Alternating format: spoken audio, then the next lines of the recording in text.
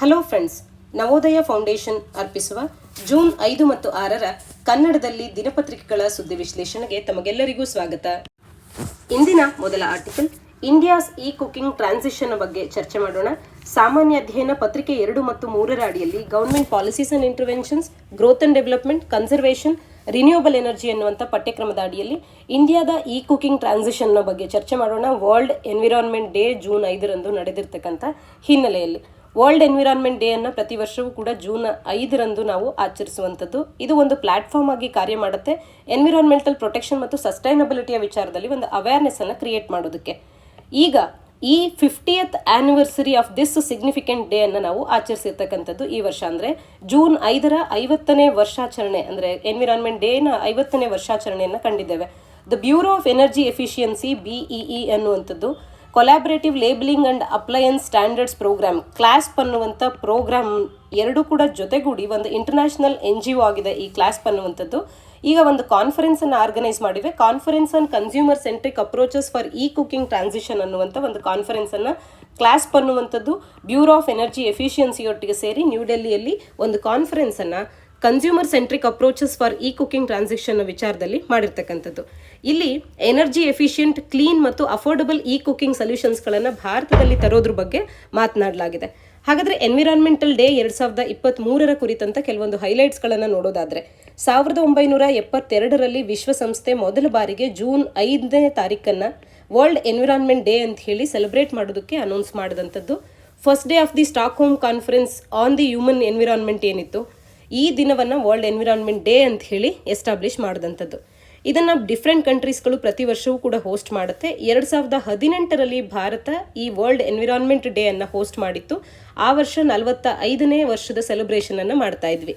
ಇನ್ನು ಇದೇ ರೀತಿಯಾಗಿ 2023ರ ವರ್ಷದಲ್ಲಿ ಯಾರು ಇದನ್ನು ಸೆಲೆಬ್ರೇಟ್ ಮಾಡ್ತಿದ್ದಾರೆ ಅಂದರೆ ಕೋಟ್ ಡಿ ಐವೋರೆ ಅಥವಾ ಐವೋರಿ ಕೋಸ್ಟ್ ಅನ್ನುವಂಥ ಈ ಒಂದು ಕಂಟ್ರಿ ಅನ್ನುವಂಥದ್ದು, ವೆಸ್ಟ್ ಆಫ್ರಿಕಾದಲ್ಲಿರ್ತಕ್ಕಂಥ ಈ country in partnership with Netherlands ಈ ಒಂದು ಡೇ ಅನ್ನು ಹೋಸ್ಟ್ ಮಾಡ್ತಾ ಇದೆ ಈ ವರ್ಷ. 50th anniversary of world environment day ಈ ವರ್ಷ ನಡೀತಿರೋದ್ರಿಂದಾಗಿ ಇದು ಪರೀಕ್ಷೆಗೆ ಬಹಳಷ್ಟು ಪೂರಕ ಆಗುತ್ತೆ. 50th ಆನಿವರ್ಸರಿ ಇರೋದ್ರಿಂದ ಯಾಕೆ 5th ಜೂನನ್ನೇ ನಾವು ಸೆಲೆಬ್ರೇಟ್ ಮಾಡ್ತೀವಿ ವರ್ಲ್ಡ್ ಎನ್ವಿರಾನ್ಮೆಂಟ್ ಡೇ ಅಂತ ಹೇಳಿ, ಯಾವಾಗರಿಂದ ಪ್ರಾರಂಭ ಆಯಿತು ಮತ್ತು ಈ ವರ್ಷದ ಧ್ಯೇಯವಾಕ್ಯ ಏನು, ಮುಖ್ಯವಾಗಿ ಎನ್ವಿರಾನ್ಮೆಂಟ್ನ ಕನ್ಸರ್ನ್ಸ್ಗಳ ಕುರಿತಂತೆ ನಮಗೆ ತಿಳಿದಿರಬೇಕಾಗತ್ತೆ.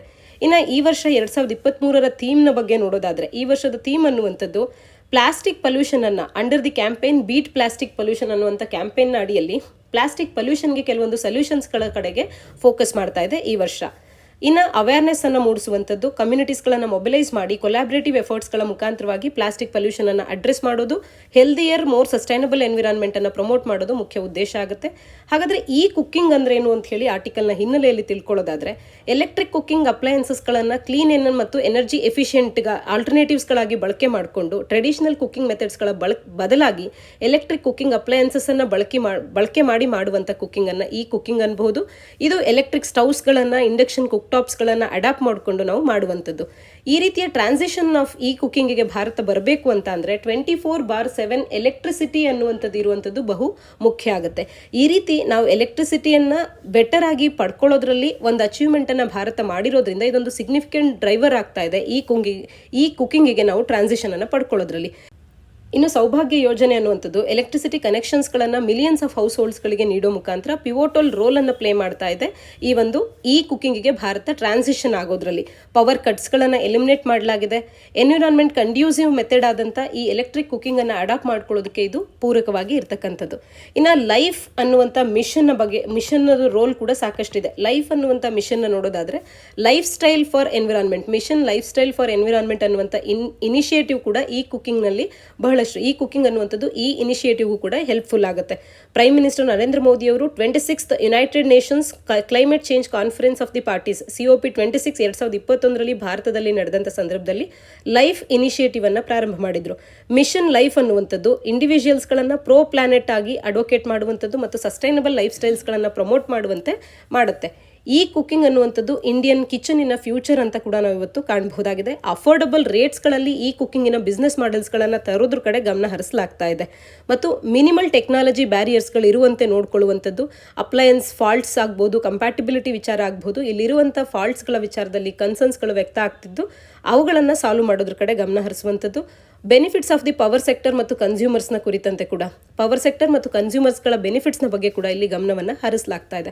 ಹಾಗಾದರೆ ಇಂಡಿಯಾದ ಎನರ್ಜಿ ಟ್ರಾನ್ಸಿಷನ್ನ ವಿಚಾರದಲ್ಲಿ ಇನ್ನೂ ಏನೆಲ್ಲ ಇನಿಷಿಯೇಟಿವ್ಸ್ಗಳನ್ನು ತರಲಾಗಿದೆ ಅಂದರೆ ಸೌಭಾಗ್ಯ, ಪ್ರಧಾನ ಮಂತ್ರಿ ಸಹಜ್ ಬಿಜ್ಲಿ ಹರ್ಘರ್ ಯೋಜನಾ ಆಗ್ಬೋದು, ಗ್ರೀನ್ ಎನರ್ಜಿ ಕಾರಿಡಾರ್ ಈ GEC ಆಗ್ಬೋದು. ಈ ಯೋಜನೆಗಳು ಏನು ತಿಳಿಸುತ್ತೆ, ಯಾವ ಇಲಾಖೆ ಇದನ್ನು ಕಾರ್ಯರೂಪಕ್ಕೆ ತರುತ್ತೆ, ಇವೆಲ್ಲವೂ ನಮಗೆ ಸ್ಪಷ್ಟವಾಗಿ ತಿಳಿದಿರಬೇಕು. GEC, Saubhagya, national smart grid mission NSGM ಆಗ್ಬೋದು, smart meter national programme, faster adoption and manufacturing of hybrid and electric vehicles FAME ಆಗ್ಬೋದು, international solar alliance where India is taking a lead role ಇದಾಗ್ಬೋದು. ಇವೆಲ್ಲವೂ ಕೂಡ ಭಾರತದ ಕಡೆಯಿಂದ ಎಫರ್ಟ್ಸ್ ಆಗುತ್ತೆ green ಎನರ್ಜಿಗೆ ನಾವು transition ಅನ್ನು ಪಡ್ಕೊಳ್ಳೋದ್ರಲ್ಲಿ. ಇನ್ನು ಆರ್ಟಿಕಲ್ನಲ್ಲಿ ಬ್ಯೂರೋ ಆಫ್ ಎನರ್ಜಿ ಎಫಿಷಿಯನ್ಸಿಯ ಬಗ್ಗೆ ಮಾತನಾಡಿದ್ವಿ. ಬ್ಯೂರೋ ಆಫ್ ಎನರ್ಜಿ ಎಫಿಷಿಯನ್ಸಿ ಅನ್ನುವಂಥದ್ದು ಯಾವ ಆ್ಯಕ್ಟ್ನ ಅಡಿಯಲ್ಲಿ ಸೆಟಪ್ ಆಗಿದೆ ಭಾರತ ಸರ್ಕಾರದಲ್ಲಿ ಅನ್ನುವಂಥದ್ದನ್ನು ತಪ್ಪದೆ ನೀವು ಕಮೆಂಟ್ ಸೆಕ್ಷನಲ್ಲಿ ಕಮೆಂಟ್ ಮಾಡಿ ತಿಳಿಸಿ. ಮುಂದಿನ ಆರ್ಟಿಕಲ್ ಡಿರೈಲ್ಮೆಂಟ್ಸ್ ಇನ್ ಇಂಡಿಯನ್ ರೈಲ್ವೇಸ್ ಅನ್ನುವಂಥದ್ದು. ಭಾರತೀಯ ರೈಲ್ವೆಯಲ್ಲಿ ಡಿರೈಲ್ಮೆಂಟ್ಸ್ಗಳ ಕುರಿತಂತೆ ಚರ್ಚೆ ಮಾಡೋಣ. ಸಾಮಾನ್ಯ ಅಧ್ಯಯನ ಪತ್ರಿಕೆ 2 ಮತ್ತು 3ರ ಅಡಿಯಲ್ಲಿ ಗೌರ್ಮೆಂಟ್ ಪಾಲಿಸೀಸ್ ಅಂಡ್ ಇಂಟರ್ವೆನ್ಷನ್ಸ್, ಪತ್ರಿಕೆ 3ರ ಅಡಿಯಲ್ಲಿ ಇನ್ಫ್ರಾಸ್ಟ್ರಕ್ಚರ್ನ ಅಡಿಯಲ್ಲಿ ಓದ್ಕೊಳ್ಬಹುದು.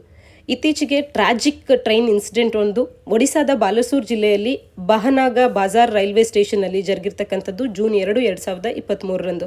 ಇದು ಎಫೆಕ್ಟಿವ್ ಸೇಫ್ಟಿ ಮೆಷರ್ಸ್ಗಳನ್ನು ತಗೊಳ್ಳುವಂಥ ಅರ್ಜೆಂಟ್ ನೀಡ್ ಭಾರತದಲ್ಲಿ ಇದೆ ಅನ್ನುವಂಥದ್ದಕ್ಕೆ ಇದು ಸ್ಪಷ್ಟವಾದಂಥ ಒಂದು ಉದಾಹರಣೆ ಆಗ್ತಾ ಇದೆ.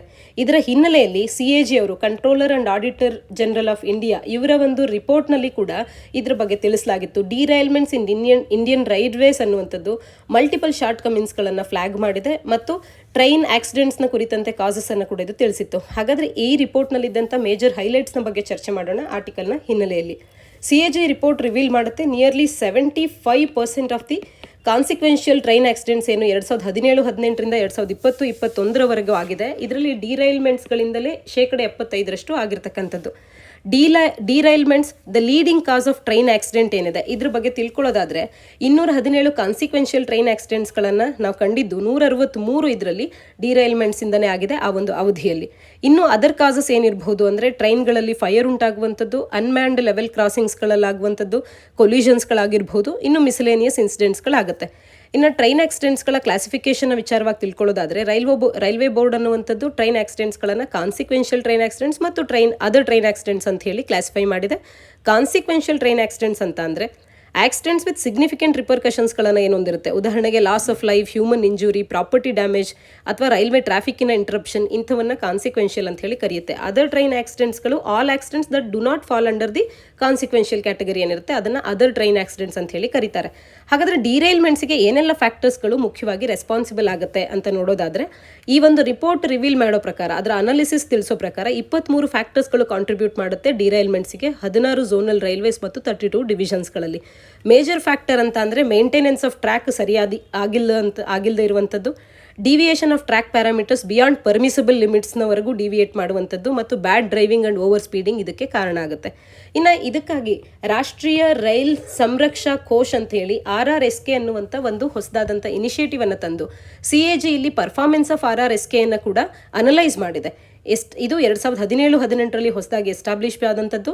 ಸೇಫ್ಟಿ ಮೆಷರ್ಸ್ಗಳನ್ನು ರೈಲ್ ನೆಟ್ವರ್ಕ್ನಲ್ಲಿ ಸ್ಟ್ರೆಂಥನ್ ಮಾಡೋದಕ್ಕೆ ಅಂತ ಹೇಳಿ, ಸೊ ದಟ್ ಆಕ್ಸಿಡೆಂಟ್ಸ್ಗಳನ್ನು ಪ್ರಿವೆಂಟ್ ಮಾಡೋದಕ್ಕೆ ಅಂತ 1 ಲಕ್ಷ ಕೋಟಿ ರೂಪಾಯಿಯ ಕಾರ್ಪಸ್ನಲ್ಲಿ ಈ RRSK ಅನ್ನುವಂಥದ್ದು ಪ್ರಾರಂಭ ಆಯಿತು.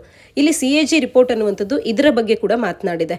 ಹಾಗೆಯೇ allotment of funds for track renewal ಅನ್ನುವಂಥದ್ದು ಡಿಕ್ಲೈನ್ ಆಗ್ತಾ ಹೋಗ್ತಾ ಇದೆ. ಟ್ರ್ಯಾಕನ್ನು ರಿನ್ಯೂ ಮಾಡೋದಕ್ಕೆ ಏನು ಫಂಡ್ಸನ್ನು ಅಲಾಟ್ ಮಾಡ್ತಿರುವಂಥದ್ದು ಕಡಿಮೆ ಆಗ್ತಾ ಹೊರತಿದ್ದರ್ತಕ್ಕಂಥದ್ದನ್ನು CAG ತಿಳಿಸ್ತಾ ಇದೆ.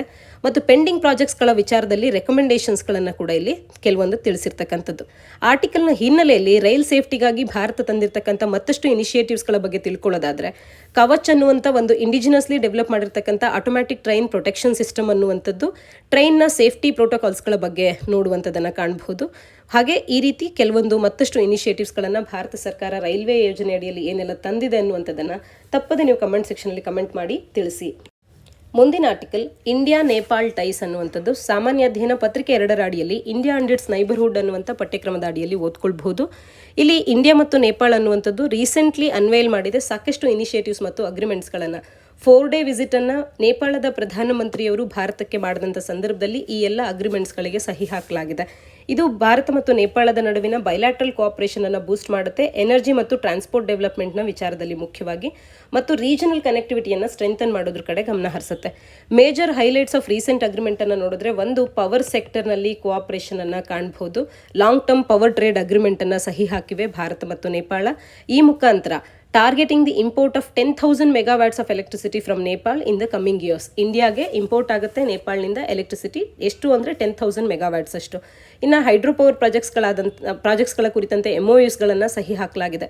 National hydro electric power corporation NHPCA ಮತ್ತು NHPC ಇಂಡಿಯಾ ಮತ್ತು ವಿದ್ಯುತ್ ಉತ್ಪಾದನ್ ಕಂಪನಿ ಲಿಮಿಟೆಡ್ ನೇಪಾಳನ ನಡುವೆ, so that Phukot Karnali hydro electric ಪ್ರಾಜೆಕ್ಟನ್ನು ಡೆವಲಪ್ ಮಾಡುವಂಥದ್ದು, ಲೋಯರ್ ಅರುಣ್ ಹೈಡ್ರೋ ಎಲೆಕ್ಟ್ರಿಕ್ ಪ್ರಾಜೆಕ್ಟನ್ನು ಡೆವಲಪ್ ಮಾಡೋದ್ರ ಕಡೆ ಗಮನ ಹರಿಸಲಾಗ್ತಾ ಇದೆ. ಇನ್ನು ಟ್ರಾನ್ಸ್ಪೋರ್ಟ್ ಡೆವಲಪ್ಮೆಂಟ್ನ ವಿಚಾರಕ್ಕೆ ಬಂದರೆ, ಟ್ರಾನ್ಸ್ಮಿಷನ್ ಲೈನ್ ಮತ್ತು ರೈಲ್ ಲಿಂಕ್ನ ಬಗ್ಗೆ ಕೂಡ ಇಲ್ಲಿ ground breaking ceremony for the Gorakhpur Butwal transmission line and the inauguration of Indian railway cargo train ಅನ್ನುವಂಥದ್ದು from Bathnaha to Nepal customs yard, ಇವುಗಳನ್ನು ಇಲ್ಲಿ ನಾವು ಕಾಣಬಹುದಾಗಿತ್ತು. ಹಾಗೆ ಇಂಟಿಗ್ರೇಟೆಡ್ ಚೆಕ್ ಪೋಸ್ಟ್ಗಳ ಕ್ರಿಯೇಷನ್ನ ಕುರಿತಂತೆ ಕೂಡ ಇಲ್ಲಿ ನಾವು ಕಾಣಬಹುದಾಗಿದೆ. ಹಾಗೆ ಇನ್ನೂ ಏನೆಲ್ಲ ಇನಿಷಿಯೇಟಿವ್ಸ್ ಅಂತ ಅಂದರೆ, ಸೌತ್ ಏಷ್ಯಾದ ಫಸ್ಟ್ ಕ್ರಾಸ್ ಬಾರ್ಡರ್ ಪೆಟ್ರೋಲಿಯಂ ಪೈಪ್ಲೈನನ್ನು ಎಕ್ಸ್ಟೆಂಡ್ ಮಾಡುವಂಥ ಒಂದು plan, Motihari in India to Amlekhganj in ನೇಪಾಳನ್ನು by another 69 kilometre up to Chitwan in ನೇಪಾಳ್ನವರೆಗೂ ಎಕ್ಸ್ಟೆಂಡ್ ಮಾಡುವಂಥ ಇನಿಷಿಯೇಟಿವ್ಸ್ಗಳನ್ನು ತರಲಾಗಿರ್ತಕ್ಕಂಥದ್ದು. ಮತ್ತು ಟ್ರಾನ್ಸಿಟ್ನ ವಿಚಾರದಲ್ಲಿ ಟ್ರೀಟಿ ಆಫ್ ಟ್ರಾನ್ಸಿಟ್ ಏನಿತ್ತು ಅದನ್ನು ರಿವೈಸ್ಡ್ ಟ್ರೀಟಿ ಆಫ್ ಟ್ರಾನ್ಸಿಟನ್ನು ಸಹಿ ಹಾಕಲಾಗಿದೆ ಜೂನ್ 1, 2023 ಇದು ನೇಪಾಳಕ್ಕೆ ಭಾರತದ ಇನ್ಲ್ಯಾಂಡ್ ವಾಟರ್ ವೇಸ್ಗೆ ಆಕ್ಸೆಸನ್ನು ಕೂಡ ನೀಡಿದಂತಾಗುತ್ತೆ. ಇನ್ನು ಭಾರತ ಮತ್ತು ನೇಪಾಳನ ನಡುವಿನ ಅದರ್ ಏರಿಯಾಸ್ ಆಫ್ ಕೋಆಪರೇಷನ್ ಬಗ್ಗೆ ಗಮನ ಹರಿಸೋದಾದರೆ, ಭಾರತ ಮತ್ತು ನೇಪಾಳ ಸಾಕಷ್ಟು ಫ್ರೆಂಡ್ಶಿಪ್ ಮತ್ತು ಕೋಆಪರೇಷನ್ ಅನ್ನು ಹೊಂದಿದ್ದು, ಯುನಿಕ್ ಟೈಸ್ ಅನ್ನು ಹೊಂದಿದೆ. ಈ ವಿಚಾರದಲ್ಲಿ people to people deep rooted ಆದಂಥ ಕನೆಕ್ಷನ್ ಮತ್ತು ಕಿನ್ಶಿಪ್ ಅಂಡ್ ಕಲ್ಚರನ್ನು ನಾವು ಶೇರ್ ಮಾಡ್ತೇವೆ. ಇಂಡಿಯಾ ನೇಪಾಳ ಅನ್ನುವಂಥದ್ದು ಟ್ರೀಟಿ ಆಫ್ ಪೀಸ್ ಆ್ಯಂಡ್ ಫ್ರೆಂಡ್ಶಿಪ್ಪನ್ನು 1950ರಲ್ಲೇ ಸಹಿ ಹಾಕಿ, ಒಂದು ರೀತಿ ಭಾರತದ ರೂಪಿ ನೇಪಾಳನಲ್ಲಿ ನಡೆಯುತ್ತೆ. ನೇಪಾಳಿಗರು ಸಾಕಷ್ಟು ಭಾರತದಲ್ಲಿದ್ದಾರೆ. ಮದುವೆ ಸಂಬಂಧಗಳನ್ನು, ಕಲ್ಚರಲ್ ರಿಲೇಷನ್ಸ್ಗಳನ್ನು, ಕಿನ್ಶಿಪ್ಪನ್ನು ಭಾರತದಲ್ಲಿ ನೇಪಾಳದಲ್ಲಿ ಭಾರತೀಯರು ಹೊಂದಿರತಕ್ಕಂಥದ್ದು.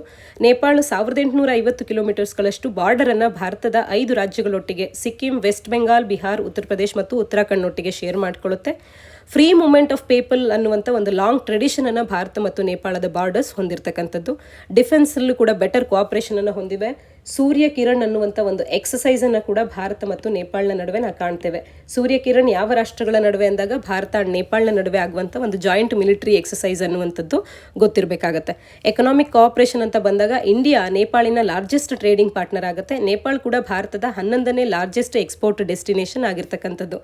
ಬುದ್ಧಿಸಮ್ನ ವಿಚಾರದಲ್ಲಿ ಒಂದು ಕಲ್ಚರಲ್ ಕೋಆಪರೇಷನ್ ಅನ್ನು ಭಾರತ ಮತ್ತು ನೇಪಾಳ ಹೊಂದಿದೆ. ಹಾಗೆಯೇ ಹ್ಯುಮ್ಯಾನಿಟೇರಿಯನ್ ಅಸಿಸ್ಟೆನ್ಸ್ ಅಂತ ಬಂದಾಗ ಇಂಡಿಯಾ 1.54 ಬಿಲಿಯನ್ ನೇಪಾಲೀಸ್ ರುಪೀಸ್ಗಳನ್ನು ನೇಪಾಳ್ಗೆ ಕಮಿಟ್ಮೆಂಟ್ ಟುವರ್ಡ್ಸ್ ಅಸಿಸ್ಟೆನ್ಸ್ನ ವಿಚಾರದಲ್ಲಿ 2015ರ ಅರ್ಥಕ್ವೇಕ್ನ ಸಂದರ್ಭದಲ್ಲಿ ನೀಡಿರ್ತಕ್ಕಂಥದ್ದು. ಆದರೆ ಇತ್ತೀಚಿನ ವರ್ಷಗಳಲ್ಲಿ ಬೌಂಡ್ರಿ ಡಿಸ್ಪ್ಯೂಟ್ ಆಗಬಹುದು, ಚೈನಾದ ರೈಸಿಂಗ್ ಫುಟ್ ಪ್ರಿಂಟ್ಸ್ ನೇಪಾಳದಲ್ಲಿ ಆಗ್ತಿರೋದ್ರಿಂದ ಕೆಲವೊಂದು ಕನ್ಸರ್ನ್ಸ್ಗಳನ್ನು ಕೂಡ ನಾವಿಲ್ಲಿ ಕಾಣಬಹುದಾಗಿದೆ. ಮುಂದಿನ article rethinking India's anaemia policy ಅನ್ನುವಂಥದ್ದು. ಸಾಮಾನ್ಯ ಅಧ್ಯಯನ ಪತ್ರಿಕೆ 2ರ ಅಡಿಯಲ್ಲಿ ಹೆಲ್ತ್ನ ಅಡಿಯಲ್ಲಿ ಓದ್ಕೊಳ್ಬಹುದು. ಭಾರತದ ಅನಿಮಿಯಾ ಪಾಲಿಸಿಯ ಕುರಿತಂತೆ ಇಲ್ಲಿ ರೀಕನ್ಸಿಡರೇಷನ್ ಅನ್ನು ಮಾಡಲಾಗ್ತಾ ಇದೆ. Estimation of anaemia prevalence from NFHS national family health ಸರ್ವೆಯ ಪ್ರಕಾರ ನೋಡಿದ್ರೆ, to the diet and biomarker survey DABSನ ಪ್ರಿವಿಲೆನ್ಸ್ನ ಆಧಾರದ ಮೇಲೆ ಎಸ್ಟಿಮೇಷನ್ ಆಫ್ ಅನಿಮಿಯಾ ಕುರಿತಂತೆ ರೀಥಿಂಕ್ ಮಾಡುವಂಥ ಕಾರ್ಯವನ್ನು ಮಾಡ್ತಾ ಇದ್ದಾರೆ ಇವತ್ತು. ಹಾಗಾದರೆ ಕೆಲವೊಂದು ಅನಿಮಿಕ್ ಕಂಡೀಷನ್ಸ್ ಭಾರತದಲ್ಲಿ ಹೇಗಿದೆ ಅಂತ ನೋಡೋದಾದರೆ, ಅನಿಮಿಯಾ ಅನ್ನುವಂಥ ಕಂಡೀಷನ್ ಅನ್ನುವಂಥದ್ದು ಒಂದು ಕಂಡೀಷನ್ ಆಗಿದ್ದು, ಇಲ್ಲಿ ನಂಬರ್ ಆಫ್ RBCs ಅಥವಾ ಅವರ ಆಕ್ಸಿಜನ್ ಕ್ಯಾರಿಂಗ್ ಕೆಪಾಸಿಟಿ ಅನ್ನುವಂಥದ್ದು ಇನ್ಸಫಿಷಿಯೆಂಟ್ ಆಗುತ್ತೆ ಅವರ ಫಿಸಿಯಾಲಜಿಕಲ್ ನೀಡ್ಸ್ಗಳನ್ನು ಮೀಟ್ ಮಾಡೋದಕ್ಕೆ. ಇದು it might vary by age, sex, altitude, smoking and pregnancy ಸ್ಟೇಟಸ್ನ ಮೇಲೆ ಅನಿಮಿಕ್ ಕಂಡೀಷನ್ ಅನ್ನುವಂಥದ್ದು ವೇರಿ ಆಗ್ಬೋದು ಒಬ್ಬರಿಂದ ಒಬ್ಬರಿಗೆ. ಯಾಕಾಗುತ್ತೆ ಅಂದರೆ ಮುಖ್ಯವಾಗಿ ಐರನ್ ಡಿಫಿಷಿಯನ್ಸಿ ಅನ್ನುವಂಥದ್ದು ಮೋಸ್ಟ್ ಕಾಮನ್ ಕಾಸ್ ಆಗುತ್ತೆ. ಆಲ್ದೋ ಅದರ್ ಕಂಡೀಷನ್ಸ್, ಉದಾಹರಣೆಗೆ folate, vitamin B12, vitamin A ಡಿಫಿಷಿಯನ್ಸೀಸ್ಗಳಿಂದ ಕೂಡ ಇದು ಆಗಬಹುದಾಗಿರುತ್ತೆ. ಇನ್ನು ಅನಿಮಿಯಾ ಬರ್ಡನ್ ಅನ್ನು ನೋಡೋದಾದರೆ 2019-21ರ NFHS 5 ಸರ್ವೆ ತಿಳಿಸೋ ಪ್ರಕಾರ ಸಿಗ್ನಿಫಿಕೆಂಟ್ ಇನ್ಕ್ರೀಸ್ ಆಗಿದೆ ಅನಿಮಿಯಾ ಬರ್ಡನ್ ಇಂಡಿಯಾದಲ್ಲಿ. ವುಮೆನಲ್ಲಿ 57%ನಷ್ಟಿದೆ 15 to 49 ಏಜ್ ಗ್ರೂಪಲ್ಲಿ. ಚಿಲ್ಡ್ರನ್ನಲ್ಲಿ 67% ಇದೆ 5 to 59 ಮಂತ್ಸ್ನಲ್ಲಿರ್ತಕ್ಕಂಥ ಮಕ್ಕಳಲ್ಲಿ. ಇದಕ್ಕೆ ರೀಸನ್ಸ್ ಫಾರ್ ದ ಚೇಂಜ್ ಏನು ಅಂದರೆ, ಅನಿಮಿಯಾದ ವಿಚಾರದಲ್ಲಿ ನಾವು ಸರಿಯಾಗಿ ರಿಸರ್ಚರ್ಸ್ಗಳು have cautioned against over diagnosis of anaemia in India as WHO ಅನ್ನುವಂಥದ್ದು haemoglobin may not cut off ಮಾಡುವಂಥದ್ದು ಕಟ್ ಆಫ್ಸ್ ಆಫ್ ಹಿಮೋಗ್ಲೋಬಿನ್ ಅನ್ನುವಂಥದ್ದು ಸೂಟಬಲ್ ಅಲ್ಲ ಅಂತ ಹೇಳಿ WHO ತಿಳಿಸಿರ್ತಕ್ಕಂಥದ್ದು. Cut off point for haemoglobin ಅನ್ನುವಂಥದ್ದು ಏಜ್, ಜೆಂಡರ್, ಫಿಸಿಯಾಲಜಿಕಲ್ ಸ್ಟೇಟಸ್ನ ಮೇಲೆ ಡಿಪೆಂಡ್ ಆಗಿರುತ್ತೆ. Differences in blood sampling methods between NFHS ಮತ್ತು ರೆಕಮೆಂಡೆಡ್ ವಿನಸ್ ಬ್ಲಡ್ ಸ್ಯಾಂಪ್ಲಿಂಗ್ ಅನ್ನುವಂಥದ್ದನ್ನು ಐಡೆಂಟಿಫೈ ಮಾಡಲಾಗಿದೆ. ಪೊಟೆನ್ಷಿಯಲಿ ಇದರಿಂದ ಫಾಲ್ಸ್ಲಿ ಲೋಯರ್ ವ್ಯಾಲ್ಯೂಸ್ಗಳಿಗೆ ಎಡೆ ಮಾಡಿ ಕೊಡ್ತಾ ಇರತಕ್ಕಂಥದ್ದು. ಇನ್ನು diet and biomarkers survey DABS 1 ಅನ್ನುವಂಥದ್ದು ಒಂದು comprehensive national level dietary survey ಆಗಿದ್ದು food and nutrient adequacy across country ಏನಿದೆ, across the age groups and regions ಏನಿದೆ, ಇದರ ಕುರಿತಂತೆ ಒಂದು ಕಾಂಪ್ರಹೆನ್ಸಿವ್ ಆದಂಥ ಡಯಟ್ರಿ ಸರ್ವೆ ಆಗಿರುತ್ತೆ ನ್ಯಾಷನಲ್ ಲೆವೆಲಲ್ಲಿ. ಇದು ಇಂಡಿವಿಜುವಲ್ಸ್ಗಳ ಡಯಟ್ರಿ ಮತ್ತು ಇಂಟೇಕ್ ಡೇಟಾವನ್ನು ಕಲೆಕ್ಟ್ ಮಾಡ್ಕೊಳ್ಳುತ್ತೆ. ನ್ಯೂಟ್ರಿಯೆಂಟ್ ಕಂಪೋಸಿಷನ್ ಇನ್ಫಾರ್ಮೇಷನನ್ನು ಕುಕ್ಡ್ ಆ್ಯಂಡ್ ಅನ್ಕುಕ್ಡ್ ಫುಡ್ಸ್ನ ವಿಚಾರದಲ್ಲಿ ನೀಡ್ತಾ ಹೋಗುತ್ತೆ. DABS 1 ಅನ್ನುವಂಥದ್ದು ಬೆಟರ್ ಎಸ್ಟಿಮೇಟ್ಸ್ ಆಫ್ ಅನಿಮಿಯಾ ಪ್ರಿವೆಲೆನ್ಸನ್ನು ಮತ್ತು ಟಾರ್ಗೆಟೆಡ್ ಇಂಟರ್ವೆನ್ಷನ್ಸ್ಗಳನ್ನು ಡೆವಲಪ್ ಮಾಡೋದ್ರಲ್ಲಿ ಇದು ಗಮನ ಹರಿಸುವಂಥದ್ದನ್ನು ಕಾಣಬಹುದು. ಗೌರ್ಮೆಂಟ್ ಅನಿಮಿಯಾವನ್ನು ತಡೆಯೋದಕ್ಕೆ ಏನೆಲ್ಲ ಇನಿಷಿಯೇಟಿವ್ಸ್ ತಂದಿದೆ ಅಂದರೆ ಅನಿಮಿಯಾ ಮುಕ್ತ್ ಭಾರತ್ ಅನ್ನುವಂಥ ಇನಿಷಿಯೇಟಿವನ್ನು 2018ರಲ್ಲಿ ಲಾಂಚ್ ಮಾಡ್ತು. ಮತ್ತು weekly iron and folic acid ಸಪ್ಲಿಮೆಂಟೇಷನನ್ನು ವಿಫ್ಸ್ ಅನ್ನುವಂಥ ಯೋಜನೆ ಅಡಿಯಲ್ಲಿ ಮತ್ತು ಬ್ಲಡ್ ಬ್ಯಾಂಕಿನ ಆಪರೇಷನಲೈಸೇಷನ್ ಆಗ್ಬೋದು, ಪ್ರಧಾನಮಂತ್ರಿ ಸುರಕ್ಷಿತ್ ಮಾತೃತ್ವ ಅಭಿಯಾನ ಆಗ್ಬೋದು, ಹೀಗೆ ಕೆಲವಾರು ಇನಿಷಿಯೇಟಿವ್ಸ್ಗಳನ್ನು ಅನಿಮಿಯಾವನ್ನು ತಡೆಯಲಿಕ್ಕೆ ಅಂತ ಹೇಳಿ ಭಾರತ ಸರ್ಕಾರ ತಂದಿದೆ. ಇದಿಷ್ಟು ಸಂಚಿಕೆಯ ಸುದ್ದಿ ವಿಶ್ಲೇಷಣೆಯಾಗಿದೆ. ಮುಂದಿನ ಸಂಚಿಕೆಯೊಂದಿಗೆ ಮತ್ತೆ ಸಿಗೋಣ. ಧನ್ಯವಾದ.